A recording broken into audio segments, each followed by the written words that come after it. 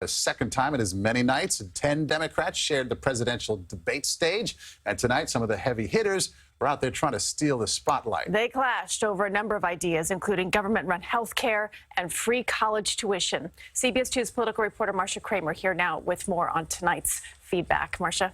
Well, Christine and Maurice, this was much more of a slugfest than last night. Passions were high, sarcasm and snide comments, sometimes slipping out. Vermont Senator Bernie Sanders was center-right on the debate stage. Former Vice President Joe Biden was center-left, currently the two most popular Democrats seeking the presidency, and the two most popular targets on the debate stage. Sanders because he is an unabashed socialist. If we don't clearly define that we are not socialists, the Republicans are going to come at us every way they can. Former Vice President Joe Biden because he's been in politics a long, long time. Joe Biden was right when he said it was time to pass the torch to a new generation of Americans 32 years ago. He's still right today. If we're going to solve the issues of automation, pass the torch. I'm still holding on to that torch.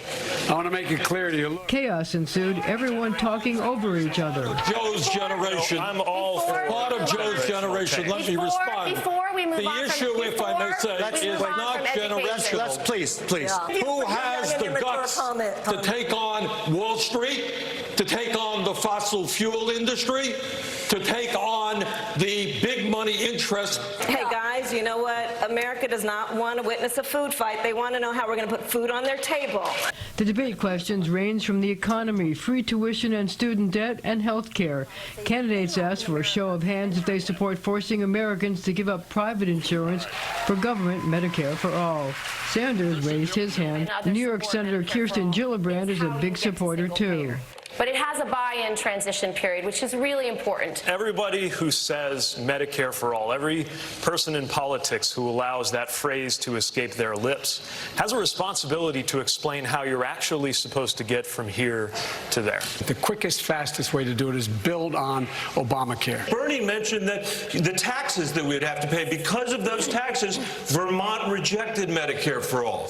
There was also an intense debate on race between Kamala Harris and Joe Biden. Vice President Biden, do you agree today that you were wrong to oppose busing in America then? No, do you agree? I did not oppose busing in America. What I opposed is busing ordered by the Department of Education. Well, in a show of hands, all 10 candidates said their government health care plans would provide coverage for undocumented immigrants. Now, that provoked President Trump. How about taking care of American citizens first, he tweeted, adding, that's the end of that race. And what am I going to tell you? It's the end of my piece. Who won this thing tonight? Anybody? You know, I don't know. I think that there was a lot of passion, a lot of attempt to attack each other. I think at the end of the day, it was a wash. I think people made their points.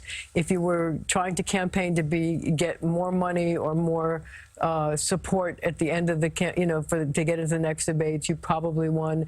And this maybe was the marquee group of people as opposed to last night, other than Elizabeth Warren, who obviously will be in the next round. All right, round one is over, Marcia. Thank you. Thanks, Marcia.